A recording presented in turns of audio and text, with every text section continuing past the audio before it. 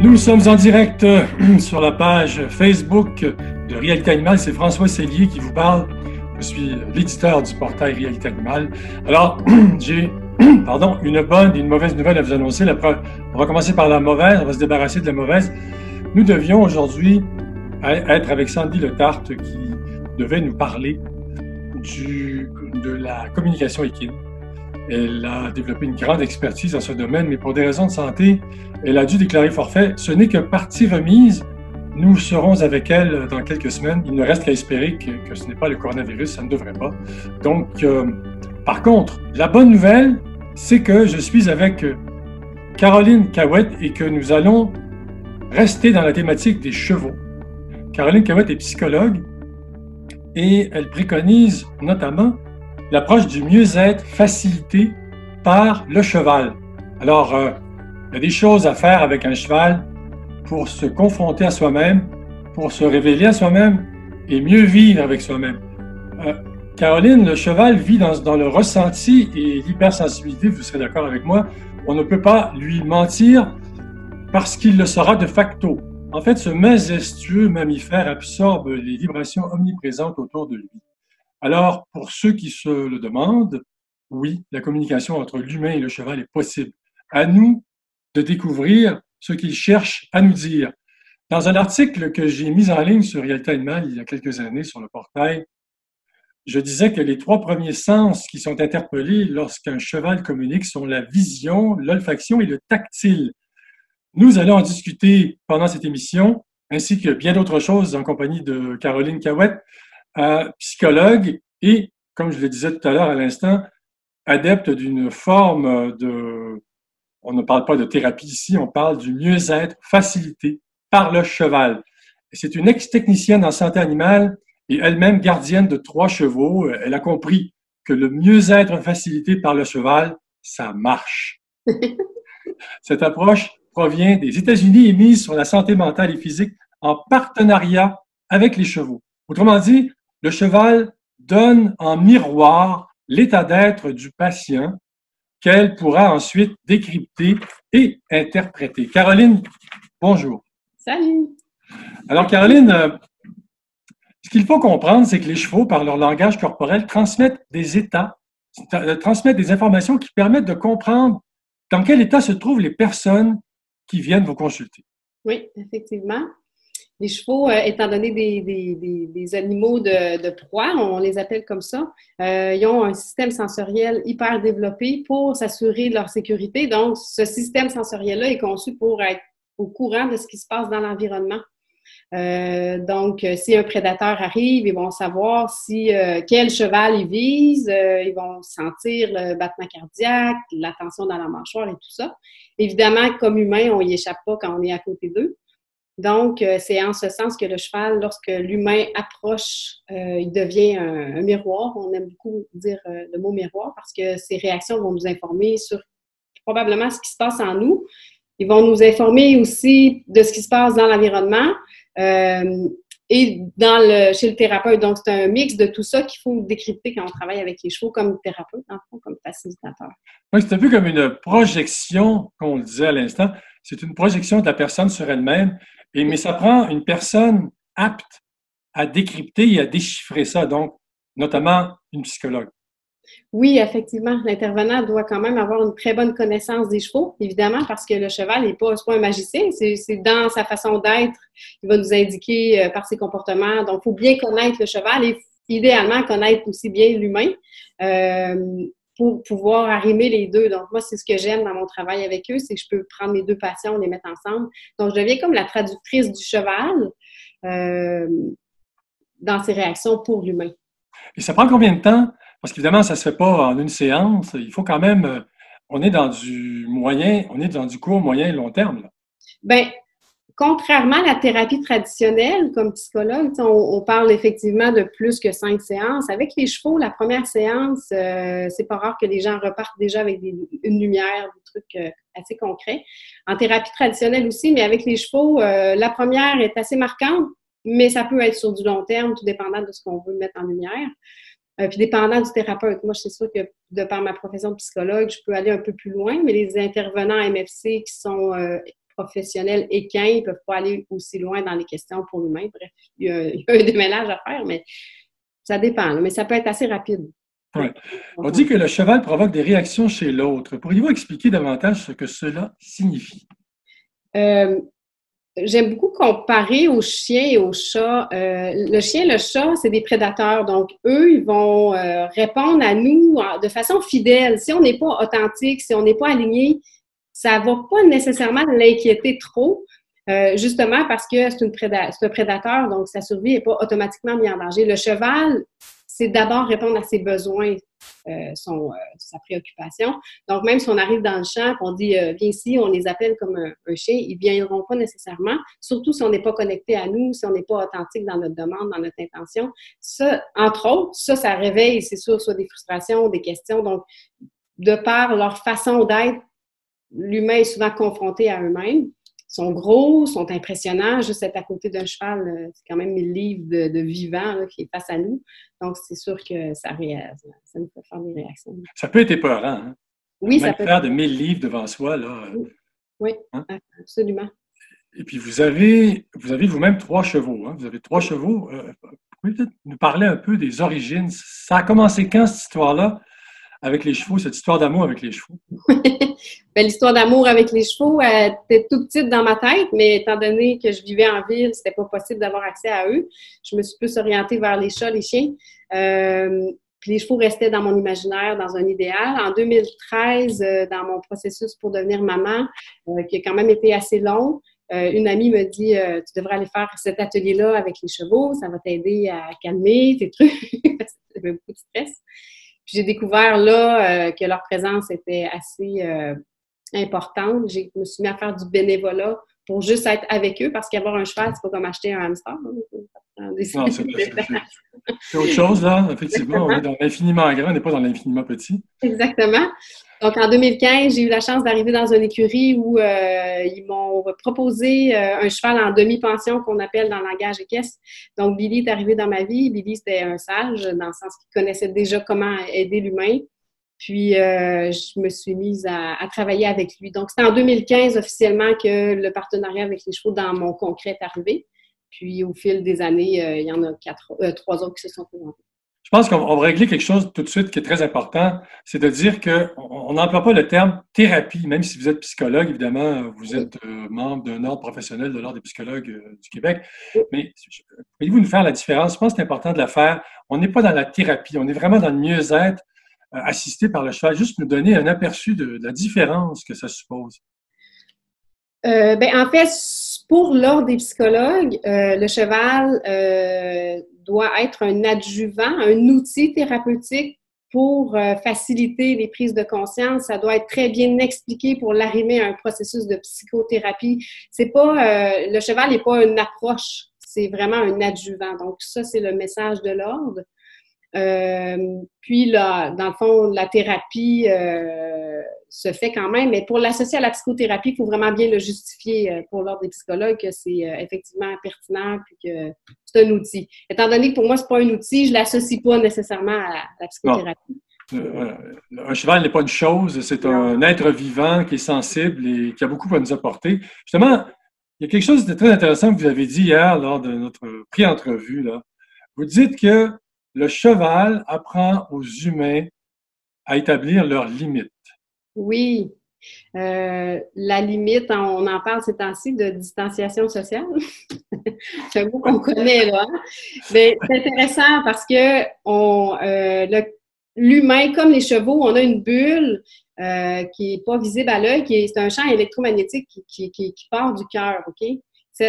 Chez l'humain, c'est quelque chose qu'on ne respecte pas nécessairement, cette bulle-là, mais on le sent. Les gens arrivent dans notre environnement, puis on s'envahit, on ne se sent pas bien parce que la personne est trop proche. Ça, c'est le cœur qui fait ça. Les chevaux ont la même bulle, puis ils demandent à ce qu'on respecte notre bulle et la leur, parce que quand on respecte notre espace, on est en train de dire à l'autre, tu ne vas pas abuser de moi, je ne vais pas abuser de toi. On est capable de réfléchir, de bien voir la situation. C'est fondamental pour la santé humaine et des chevaux. Entre eux, les chevaux vont toujours réguler leurs frontières. Si on observe un troupeau, c'est quelque chose qu'ils font constamment. Ils vont baisser les oreilles, disent à l'autre, tasse-toi, ils vont l'installer. Donc, nous, comme thérapeutes, facilitateurs avec les chevaux, on propose souvent cet exercice-là aux humains pour qu'ils mettent en conscience cette bulle-là. Puis après ça, il y a beaucoup de choses qui peuvent se passer là, dans la vie d'un humain quand ils comprennent qu'effectivement, c'est important de la respecter. Puis ces temps-ci, ben, on est moins malade. Ouais, mais ouais, bien dit. Avant que ça puisse donner des résultats, il faut savoir une chose. Vous saurez me le confirmer, Caroline. On ne peut pas mentir avec un cheval. Si tu mens, puis tu n'es pas vrai et que tu te présentes avec une intention masquée ou un voile, le cheval va le sentir tout de suite. La connexion ne se fera pas. Oui. Elle va se faire, mais d'une manière différente. Oui. Non pas par, je le répète, c'est pas un magicien. C'est juste que quand on se ment à nous, l'humain, il y a automatiquement des tensions physiques dans notre corps. Tu sais, la synergologie, je pense, c'est le nom de l'approche qui détecte le non-verbal. Parce que quand on ment, quand on n'est pas cohérent, il y a des signaux physiques. Le cheval le voit, ça. Le cheval, il ne va pas se dire « Ah, ça doit être pas vrai ». Lui, il sent, c'est une réalité, donc il répond à ça. Puis, un cheval, étant donné que c'est une proie, il a besoin d'authenticité, de cohérence. Donc, si on n'est pas là-dedans, il n'a pas envie d'être en lien parce qu'il y a un danger possible. Donc, c'est de par là, que c'est... Oui, effectivement. Donc, comme tout être humain, c'est un peu le même principe. Là. On est vraiment dans le ressenti. Là. Dans le ressenti, les humains, on le sent chez l'autre. On le sait quand l'autre, il y a quelque chose, mais on va se dire « Ah non, je dois avoir malentendu. » Mais on le perçoit. Donc, plus on travaille avec les chevaux, plus on fait confiance à ça. Puis en relation avec les humains, après, c'est beaucoup plus facile. C'est sûr, ça peut être challengeant parce qu'on demande d'authenticité. On se joue des tours en humain. Hein? Ouais. Donc, on ne peut pas être dans le mental avec un cheval. Il faut être dans l'intuitif, il faut être dans les émotions, c'est ça? Il faut être dans l'intelligence du corps et du cœur. Donc oui, l'intuition, elle se loge là. On se déconnecte beaucoup trop de notre intuition dans notre société. C'est le mental qui est vraiment mis de l'avant. Mais le mental, c'est un traducteur. C'est pas lui qui connaît les réponses, c'est le corps qui connaît les réponses. Ça, c'est pas non plus inventé d'hier. C'est juste qu'on l'a oublié dans notre société. Le cheval n'a pas la matière grise. Lui, il ne peut pas se loger dans son mental. Donc, quand on est avec eux, on reconnaît cette intelligence-là que tous les humains portent, puis qu'il y a beaucoup plus de vérité parce qu'on ne peut pas jouer un tour le corps ment pas. Donc, c'est ça. Expliquez-nous, là. Vous avez une personne en consultation, vous lui proposez l'approche avec le cheval. Hein? Ça ne se fait pas comme ça tout de suite. Là. On n'arrive pas dans l'enclos avec le cheval à la première rencontre, puis voilà, on commence. Comment ça se passe, grosso modo? Dans ma couleur à moi, c'est toujours une proposition de contact indirect. Donc, on est l'autre bord de la clôture pour être avec les chevaux. Cet exercice-là permet plusieurs choses. Permet au cheval de connaître l'humain qui vient d'arriver. Permet à l'humain de connaître c'est qui les chevaux. Ça s'appelle le contact intuitif. Dans le fond, par sensation, les humains, la personne qui vient me voir va me dire « Ah, ce cheval-là, il doit être comme ça, comme ça. » Donc, on vient valider les intuitions. Puis, moi, ça me permet d'évaluer si effectivement il y a un possible contact direct parce qu'en MFC, c'est la sécurité, en tout cas pour ma part, qui est la première ligne à prendre. Donc, si j'ai une personne qui n'est pas au courant, qui n'est pas nécessairement connectée de façon authentique, bien, pour éviter des dangers, on va prendre le temps là, de mettre en lumière ces thèmes-là avant d'exposer la personne réellement au contact cheval. Ça, c'est important de mentionner que c'est ma couleur, par exemple. Que c'est votre couleur, oui, c'est votre approche à vous, c'est votre façon de faire les choses. Oui. Et est-ce que ça arrive que ça ne clique pas avec un cheval et qu'on puisse rien faire, que ce soit une option impossible? Oui, vraiment. Ça arrive? Oui. Oui, ça arrive. Ça arrive une journée, mais le lendemain, ça se peut que ça soit différent. Parce que ça dépend de l'état de la personne, ça dépend de ce qu'il y a à être mis en lumière. Tu sais, le cheval ne fait pas la différence entre ce qui est conscient et inconscient. Il est au courant de tout ça parce que ce qui est de l'ordre de l'inconscient, que nous, on n'est pas au courant, ça paraît dans notre gestuelle, dans notre vêtement, dans la façon qu'on parle. Le cheval, lui, est au courant de tout ça. Donc, c'est ce qui peut faire en sorte qu'une connexion se fasse ou non. Caroline, vous qui êtes avec les chevaux quotidiennement, vous avez 3 chevaux, vous vivez avec les 3 chevaux au quotidien. Qu'est-ce qui, selon vous, quelle est la plus grande caractéristique que l'on pourrait attribuer à un cheval? Wow, bonne question. En termes émotionnels, peut-être en termes de ressenti. Oui, qu'est-ce qui frappe le plus, selon vous? Qu'est-ce qui revient? Qu'est-ce qui vous frappe davantage? C'est la rapidité de mettre en lumière l'invisible, mais c'est dans la fraction de seconde, une personne à la fraction de seconde où elle pense à quelque chose, on le voit tout de suite dans la réaction du cheval. C'est instantané. Ça, à chaque séance, ça m'épate. Ça vous renverse. Parce que le cheval, il faut le dire, aux auditeurs qui nous écoutent, probablement que certains auditeurs le savent déjà, ont peut-être des chevaux, d'autres qui n'en ont pas, qui voudraient peut-être en acquérir. Le cheval est un être hyper sensible. Oui, effectivement, hyper sensible. Parce que c'est ça qui lui permet de vivre, c'est ce qui fait qu'il a traversé les milliers d'années, hein, c'est ce qu'ils disent dans la littérature, c'est grâce à ce système-là qu'ils ont gardé, qui ont vraiment mis de l'avant, qui fait qu'ils sont encore sur la planète Terre, que c'est tout à leur profit. Puis nous, je pense qu'on a aussi avantage à reconnecter cette partie-là de nous qu'on a, parce qu'on a le même système sensoriel, émotif, social que les chevaux. On est des êtres grégaires, on a besoin d'être en communauté, on a cette sensibilité-là, sauf qu'on se déconnecte de ça. Puis c'est souvent ce que moi je vois dans mon bureau ou avec les chevaux, c'est ça qui amène des symptômes physiques ou psychiques chez les humains. Donc le contact avec eux permet de rétablir un certain équilibre. Alors, acquérir un animal domestique, ou on peut dire que le cheval est un animal sauvage, mais qu'on apprend à apprivoiser parce que on a plus besoin du cheval que lui a besoin de nous. C'est ce que des gens dans le domaine équin m'ont dit, hein, et que c'est ce que j'ai perçu aussi. Mais on acquiert un cheval pourquoi? Parce qu'il ne faut pas l'acquérir pour les mauvaises raisons. Quelles seraient les bonnes raisons d'acquérir un cheval? Wow! Ben écoute, ça c'est une bonne question.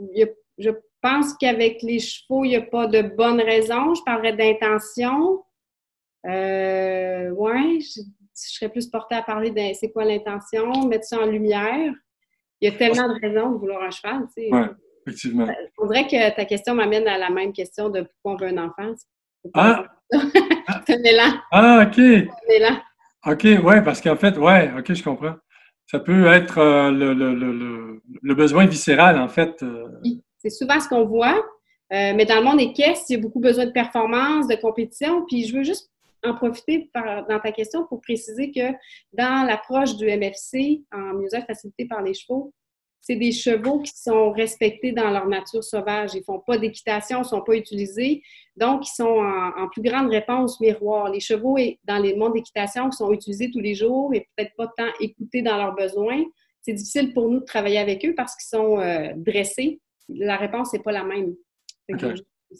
Oui, oui, c'est bien. Sandy Letarte, dont je parlais en début d'émission, qui sera avec nous dans quelques semaines, a développé une grande expertise dans la communication équine. Elle a établi 3 postures clés chez le cheval, c'est-à-dire l'évaluation, la défense et la détente. Ces 3 postures clés représentent, si je ne m'abuse, une référence pour vous dans le travail que vous faites avec le cheval et la personne qui vous consulte. Absolument, je trouve ça intéressant parce que ce que tu dis, parce que le cheval, comme intervenant, il faut toujours se fier à sa nature. Hein? Donc, le fait qu'il va, comment je peux dire, quand un humain est à côté de lui et le cheval a envie de se défendre ou d'évaluer ou de se détendre, ça m'indique où la personne peut se situer. Donc, quand le cheval se détend, on a des signes de détente, mastication et tout ça. Pour moi, ça m'indique que la personne est en train de dire ou de penser à quelque chose qui fait du sens, qui est authentique, qui est connecté, parce que le cheval se met en détente. Ça fait du sens. Si le cheval se met à vouloir se défendre ou en évaluation, c'est qu'il y a un stress, entre autres. Puis c'est là, moi, j'oriente mes questions différemment. Ou si l'animal s'en va, ça m'arrivait souvent avec mon premier Billy, mon premier cheval. Quand les gens n'étaient pas nécessairement connectés, ils faisaient juste s'en aller. Donc là, moi, c'est tous des guides pour orienter mes questions chez l'humain. Oui, tout à fait. Alors, donc, c'est 3 postures. Il y a donc l'évaluation, la défense et la détente, là, évidemment. Donc, vous avez parlé d'évaluation aussi, je pense. Hein? Oui. S'ils se mettent à l'évaluation, ils ont la tête haute puis ils observent. C'est parce qu'il y a un stress. Il ne faut pas oublier qu'en MFC, il y a toujours l'extérieur qu'il faut être à l'affût parce que ce n'est pas nécessairement la personne à la personne qui répond. Puis il peut aussi répondre à moi comme intervenante. Donc, c'est important que je sois au courant de ce qui se passe en dedans de moi tout le temps pour être sûr de savoir ça s'adresse-tu à moi ou à la personne ou à la tondeuse qui passe en arrière. Ouais, je comprends. Alors, évidemment, je suis un client qui vous consulte. Vous me parlez des chevaux. Ouais, je veux bien, mais j'ai peur des chevaux. Disons, moi, j'ai pas peur des chevaux, mais quelqu'un a peur des chevaux. C'est quand même une peur légitime. On parle d'un animal quand même qui est massif, et qui lui-même, je pense, ignore sa force parce que c'est un cheval, c'est extrêmement fort. Oui. Alors, est-ce qu'il arrive que des gens qui avaient peur au préalable finissent par se faire apprivoiser par le cheval, alors que, ironiquement, c'est le cheval qu'on apprivoise? Absolument. Oui, c'est un processus qui peut être long quand même, parfois. Il y a des gens qui ont peur parce qu'ils ont eu des accidents, un trauma, ils ont tombé du cheval et tout ça. Moi, j'ai pas eu accès à ces clientèles-là. C'est sûr que les gens qui viennent et qui me disent qu'ils ont peur, comme psychologue, je vais aller voir plus en arrière-scène dans la symbolique du cheval, qu'est-ce que ça représente pour la personne, parce que souvent, c'est pas tant du cheval qu'ils ont peur que de ce qu'il représente ou de ce que ça amène comme posture, prendre plus sa place, s'affirmer, être dans la connexion. Les gens, des fois, ont peur d'être en lien. Le cheval a demande d'être en lien, donc c'est pas tant la peur du cheval que la peur du lien. C'est quand même complexe. Bon, étant donné que je suis psy, c'est sûr que moi, cet œil-là, je l'ai. Oui. Pour les gens qui nous regardent et qui nous écoutent, là, vous qui avez beaucoup d'années d'expérience avec le contact chevalin, je ne sais pas comment on pourrait le dire, le contact avec le équin, disons-le, le contact équin. On entend dire qu'un cheval est un mammifère très intelligent. Est-ce que vous confirmez? Oui, absolument. Ah oui, vraiment. Puis il y a beaucoup d'études en éthologie équine. Ils font beaucoup d'études pour montrer que on parle plus d'intelligence émotionnelle avec eux, évidemment. Ils vont reconnaître les visages. Il y a une étude qui est sortie là, qui mentionne effectivement qu'ils vont reconnaître le visage. Donc oui, ils sont super intelligents. Émotivement, ils n'ont pas peur des émotions. Les gens, souvent, ils viennent me voir et me disent « Ah, je ne veux pas pleurer. » Non, non, c'est important. Le cheval, il n'y a pas de problème avec ça. J'ai peur, il ne faut pas qu'il sente. Non, il est correct avec la peur. Ce qui va le déranger, c'est de contenir la peur puis de ne pas lui dire. Ça génère une tension. Puis là, c'est là que ça devient plus délicat. Donc, il y a une relation de sincérité avec le cheval. Absolument. Ouais. Absolument. Oui, je pense que c'est la ligne première, c'est ça. Là. D'être soi-même. Parce que souvent, en tant que psychologue, vous le savez, certaines personnes cherchent à plaire aux autres et deviennent l'autre, alors qu'il faut rester soi-même. Ah oui, effectivement. Puis avec les chevaux, ce qui est fascinant, on le voit souvent en rencontre, ça. Les gens veulent plaire au cheval. « Ah, je veux le brosser. » Puis le cheval, il s'en va. Il fait juste s'en aller parce que finalement, c'est pas authentique, c'est pas vrai. Et les chevaux ont besoin qu'on prenne soin de nous avant d'arriver dans le... Avant même de prendre soin d'eux, il faut prendre soin de nous, de nous-mêmes. La connexion, oui. C'est vraiment intéressant. On parlait de la peur à l'instant. Là. Vous dites que vous constatez parfois, lors d'une séance de mieux-être facilitée par les chevaux, que certains patients ont plus peur d'eux-mêmes que des chevaux. Oui. C'est drôle, ça? Sans savoir. Oui, c'est pas tant du cheval que de ce que la personne porte dans son ombre. On a peur, hein? L'humain a peur de soi parce qu'il y a des trucs qu'on a dans l'ombre, qu'on ne met pas en lumière pour toute notre histoire de vie. Mais ça pousse. C'est sûr que ça pousse. Puis le cheval va mettre ça en lumière. Donc, c'est inconscient, des fois, la peur. C'est parce qu'on sait qu'on ne sait pas. Là, mais je ne sais pas si c'est clair. Hein, c'est un peu oui. C'est vraiment dans ce sens-là que j'avais dit ça. C'est pas tant du cheval, finalement, que on sait qu'il... Les gens me disent des fois, je sais qui sait, mais je ne sais pas c'est quoi qui sait. En fait, il y a d'âge qui dit « Connais-toi toi-même aussi ». Oui. C'est ça. Hein? Plus on se connaît avec les chevaux, plus la connexion est possible parce qu'il y a moins de tension. Le cheval est bien... Il ne faut pas oublier que les chevaux sont quand même super généreux. Il ne faut pas penser qu'il faut arriver là puis se connaître. Puis pas... Le cheval tolère. Là. Surtout s'il est avec un facilitateur, un leader qui a confiance. Il va être capable de naviguer dans ces tensions-là. Il n'y a pas de problème. Moi, mon travail, c'est vraiment assurer la sécurité du cheval, du client, ma sécurité. Donc, le cheval le sait. S'il y a une tension, il sait que je vais prendre le relais ou que je ne vais pas nécessairement le mettre en danger. Donc, c'est possible de faire face à notre partie ombre inconsciente avec eux dans la sécurité. Là. Et qu'est-ce que les gens qui vous consultent vous disent le plus souvent? Ou qu'est-ce qu'ils vous disent en termes de soulagement, d'apaisement moral, d'apaisement émotionnel après une expérience avec le cheval?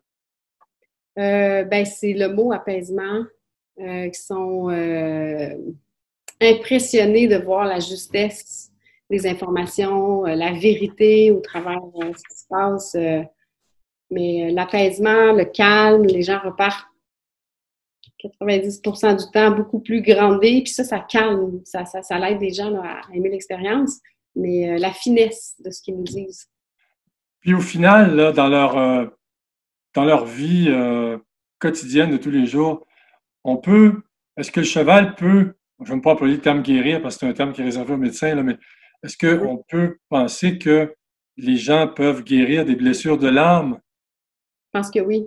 Parce que le cheval oblige une prise de pouvoir dans sa vie. C'est pas le cheval qui guérit. Quand les gens me disent « Ah, merci » ou « Merci au cheval », non, c'est la personne qui a pris en charge cette guérison-là. Parce que oui, les médecins, mais c'est d'abord nous qui avons un pouvoir sur nos choix, sur la façon qu'est-ce qu'on va manger, qu'est-ce qu'on va prendre et tout ça. Donc, le cheval est juste comment je peux dire, un facilitateur, étant donné sa grande présence, son obligation d'être dans l'authenticité. Le pouvoir se reprend comme instinctivement avec eux. En tout cas, ça se fait, là. Oui. Fait qu'il y a des guérisons, oui. Il y a des guérisons, oui, effectivement, vous avez dû en voir. Je reviens encore à l'émotion de la peur. Vous aviez peur des chevaux vous-même au début. Comment vous avez surmonté cette peur? J'ai accepté dans ma vie une jument de 2 ans, de tout mon cœur, qui criait fort elle doit arriver dans ma vie. Quand elle est arrivée dans ma vie, la peur infinie est apparue.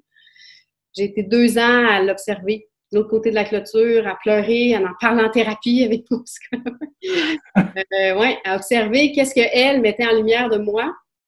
Puis finalement, le constat, c'était pas d'elle que j'avais peur ou des chevaux, c'était plus de cette partie-là de moi qui n'osait pas lâcher le contrôle, parce qu'avec les chevaux, on arrive souvent avec la même tentation qu'on a à l'extérieur, contrôler ce qui se passe, mais on ne peut pas contrôler un cheval. Et surtout, mon constat, c'est que plus j'étais dans ma tête, pris ici, plus j'avais peur d'elle. Parce qu'elle la demande une autre. Parce que quand on est là, à côté du cheval, pour eux, on n'existe pas. Les gens qui sont dans le mental, le cheval, parfois, ils ne sont même pas au courant, là, à la limite, qu'ils sont là. Ils savent, mais ils ne sont pas nécessairement intéressés. Donc, pour moi, ça générait beaucoup de peur. Donc, 2 ans de temps à méditer à côté de la clôture, à me faire dire « Vends-la, ça n'a pas de bon sens. » Non. 2 ans, pendant 2 ans, vous êtes resté de l'autre côté de la clôture à observer l'animal et à chercher la solution à l'énigme. À chercher à me battre avec cette pas d'allure-là, d'avoir un cheval, d'avoir peur. Ouais, ça a été quand même difficile, là, pour vrai. Ce qui m'a tenu dans mon lien avec elle, c'est tout l'amour que j'avais, puis mon corps qui disait « c'est négociable, elle doit rester ». J'en ai parlé, c'est sûr que j'en ai parlé avec mon psychologue qui n'était pas dans le monde des chevaux, mais qui était capable de faire une danse avec moi là-dedans. Là. À un moment donné, quand mon premier cheval plus sage, que j'avais pas peur parce qu'il était proche du chien, là, très, très respectueux de l'humain, tout ça, quand lui est décédé, il y a comme eu un élan plus fort vers Happy. C'est ça. Donc, la thérapie, le mieux-être facilité avec le cheval, c'est une approche qui fonctionne, qui a fait ses preuves. Là.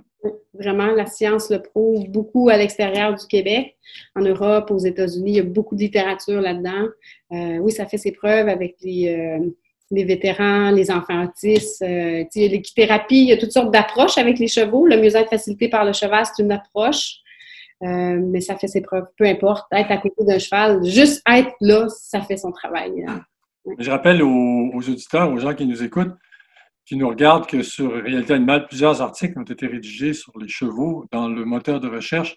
Vous tapez chevaux et vous allez trouver une foule d'articles qui en parlent abondamment, qui parlent de plusieurs aspects propres aux chevaux, qui sont des animaux foncièrement sauvages et qu'on peut apprivoiser, mais en décodant leur langage, en écoutant ce qu'ils ont à nous dire, puis en comprenant ce qu'ils nous disent. N'est-ce pas, Caroline? Exactement. Vraiment, c'est ça. Donc, si on est encore dans l'approche du mieux-être avec le cheval, là, on dit qu'un cheval contribuerait à réduire l'anxiété chez une personne, pas seulement pendant la séance, mais éventuellement en permanence. Oui, ça peut rester. Oui, ça peut rester parce que c'est une approche qui est dans l'expérience. L'humain apprend dans l'expérience. Comme psychologue, souvent, moi, je me rendais compte qu'on peut parler d'un thème pendant 5 ans, 10 ans, ça fait son sens, ça émerge. Mais quand on va l'expérimenter, ça laisse des traces concrètes. Donc, on dirait que ça s'imprègne plus. L'anxiété, pourquoi avec les chevaux, ça se calme? C'est parce qu'ils demandent une présence à soi. une connexion à notre vérité. L'anxiété, c'est souvent un signal qui dit qu'on n'est pas là, qu'on fait un oui, mais c'est un non. Puis avec les chevaux, on ne peut pas nécessairement si on veut être en lien avec eux. Puis on pratique des expériences de méditation pleine conscience, de body scan, qui sont des bons outils pour l'anxiété. Donc, plus on le fait, plus on peut intégrer ça dans notre quotidien sans avoir le cheval à côté de nous. Je reviens encore dans la peur. On peut avoir peur des chevaux, mais le cheval lui-même peut peut-être permettre de surmonter ces peurs-là et d'autres peurs. Le cheval lui-même peut... La rencontre avec un cheval permettrait de surmonter certaines peurs, en fait. Oui, oui, oui, absolument. La peur de l'affirmation, la peur de la connexion.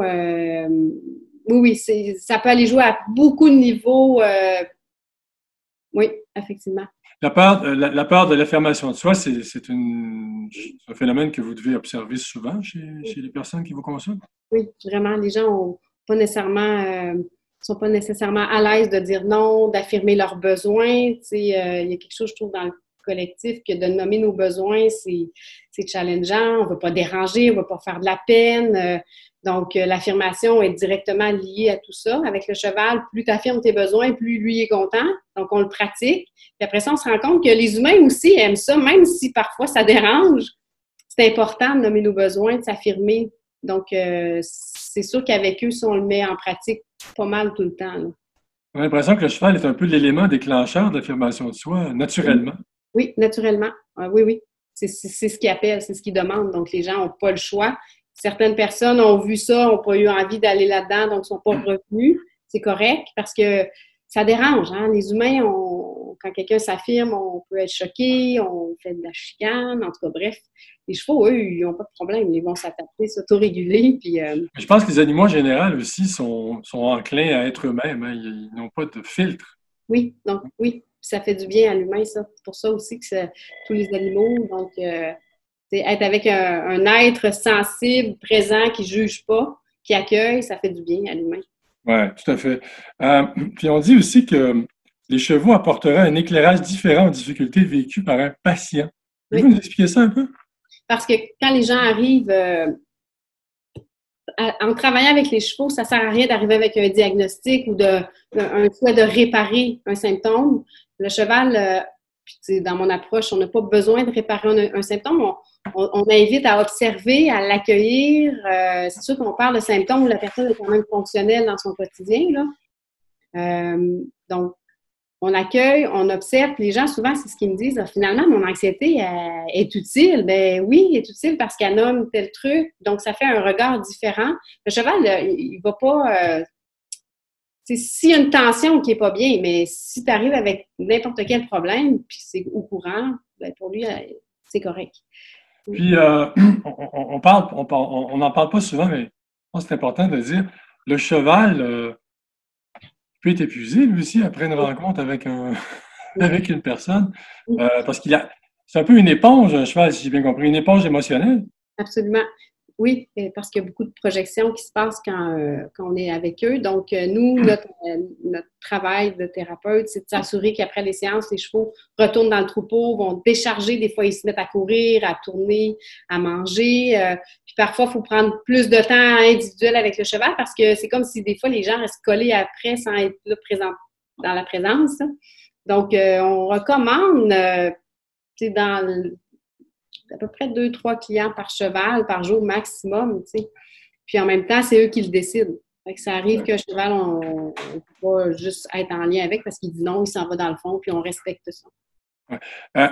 Un autre élément intéressant là, du langage avec les chevaux, de la communication avec les chevaux, c'est que on est dans le non-dit avec les chevaux, on est dans le non-verbal, on est entre les lignes, on est dans la subtilité, quoi.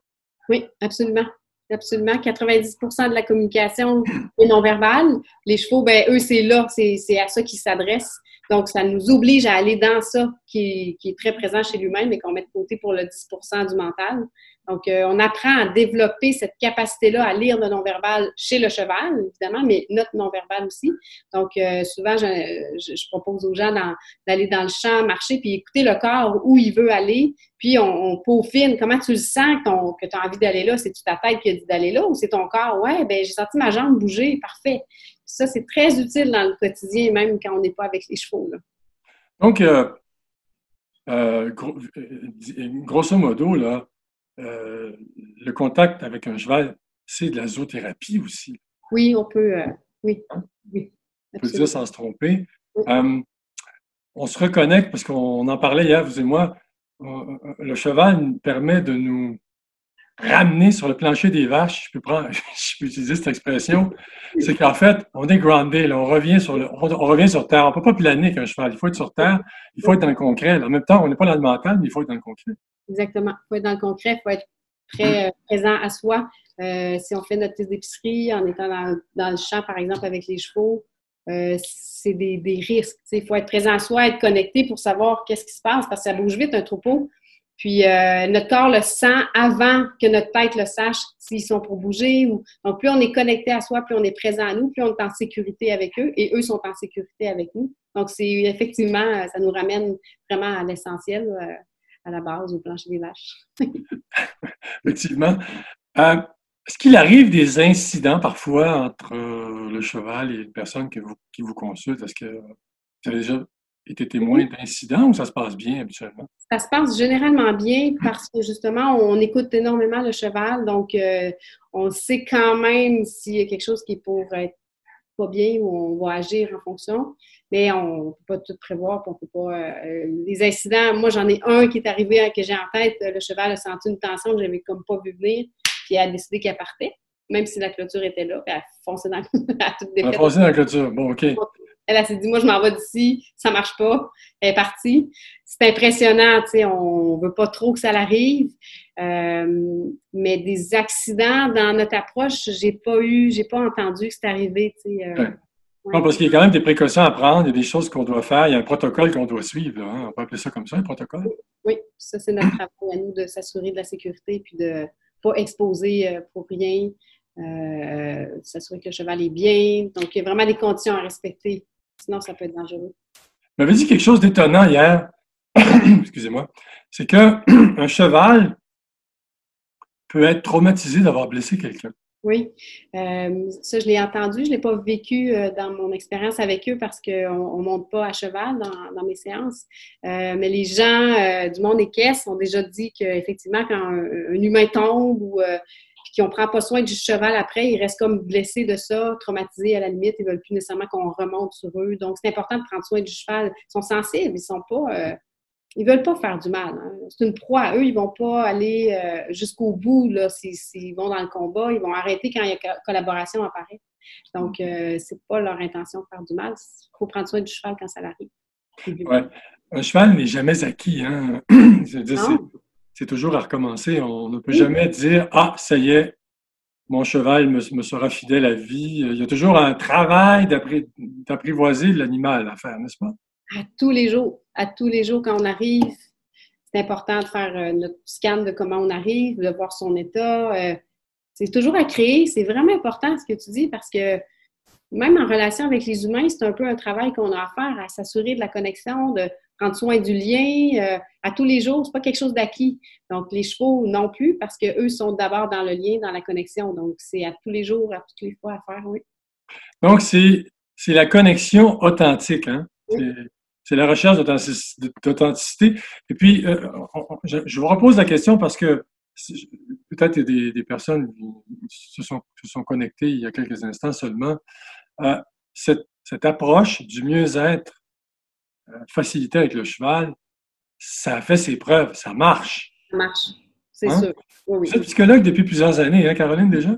Oui, ça fait 12 ans. Et est-ce que ça fait pas 12 ans et ça fait combien d'années que vous êtes que vous utilisez le cheval comme moyen d'entrer en contact avec vos clients, si je peux dire? Je l'utilise pas. Non, c'est une farce. Ah, on n'utilise pas un cheval. Non, on fait appel au cheval, qui est un être vivant. Très important de le dire parce que c'est vrai que Oui. on ne doit pas. Ça fait officiellement, ça fait 5 ans, mais tu sais, dans mon quotidien, là, plus, ça fait 1 an, là, que vraiment plus présent dans ma pratique. Et c'est arrivé comment cette idée de dire, bon, ben là, je crois qu'on pourrait développer des choses avec le cheval? Dans ma vie à moi? avec le cheval et vos clients et les personnes qui vous consultent? Ah, c'est même pas une question qui a été du mental, ça s'est juste fait. C'est une bonne question. C'était trop évident pour moi. Quand je regarde les chevaux, à chaque jour que je les regarde, je me dis l'humain a tellement à apprendre d'eux parce qu'on a oublié cette partie cheval-là en nous. Puis les chevaux sont honorés de nous reproposer ça. Donc, c'était évident. Je sais pas, ça s'est fait.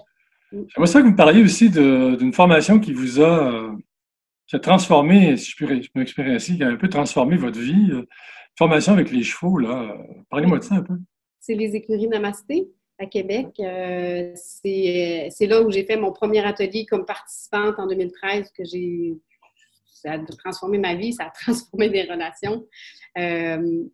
Donc, c'est avec eux que j'ai fait la certification pour être professionnelle en mieux-être facilité par les chevaux, volet santé mentale. Je suis encore candidate à la profession. Il me reste des petits trucs techniques à compléter pour avoir le certificat dans l'association parce qu'il y a une association canadienne qui est rigoureuse, qui s'assure que c'est fait dans les règles de l'art le plus possible.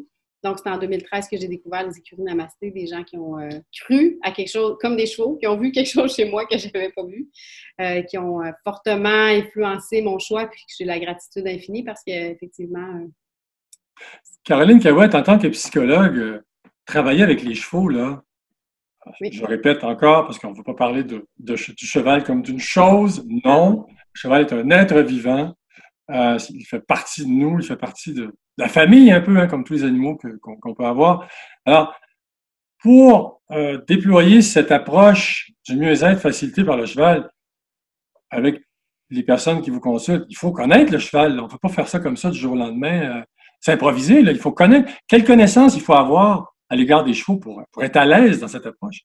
Comme thérapeute ou comme client? Oui, comme thérapeute, comme psychologue, oui. Ça prend une connaissance, ça c'est obligatoire dans notre formation, un minimum d'heures connaissance cheval, donc tout ce qui est comportement des chevaux, faut vraiment connaître l'animal. Puis c'est sûr que comme intervenant, de bien connaître l'humain aussi, parce que quand on travaille avec les chevaux, il y a des thèmes qui sont mis en lumière que parfois on n'avait pas vu venir, donc ça prend quand même des outils de base en relation d'aide pour accueillir ces informations-là. Donc, il y a des intervenants qui vont avoir des limites dans ce qu'ils peuvent faire parce qu'ils n'ont pas toutes les connaissances pour l'humain. Moi, j'ai l'avantage d'avoir vu ma formation en psychologie qui me permet d'aller un petit peu plus loin et de ne pas être trop déstabilisée de ce qui sort parce que je connais la danse. Mais des amis à moi qui n'ont pas fait cette formation-là, c'était un peu ce qu'ils disaient. On ne sait pas trop toujours quoi faire avec. Donc, en ce sens, on ne peut pas s'improviser thérapeute avec les chevaux. À mon sens, à moi, il y a des contenus qui sortent que c'est important d'être capable de soutenir la personne au travers ça. Ouais. Caroline Cahouette, c'est tout. C'est la fin de l'émission. Ce fut fort intéressant. Je rappelle que Caroline Cahouette est psychologue et qu'elle préconise l'approche du mieux-être facilité par le cheval. Et merci beaucoup, Caroline, d'avoir été avec nous. Ça m'a fait plaisir. C'est très agréable, très instructif. Merci aux gens qui nous ont écoutés. Rendez-vous la semaine prochaine pour une autre web radio sur Réalité Animale. Alors, à très bientôt. Merci. Merci.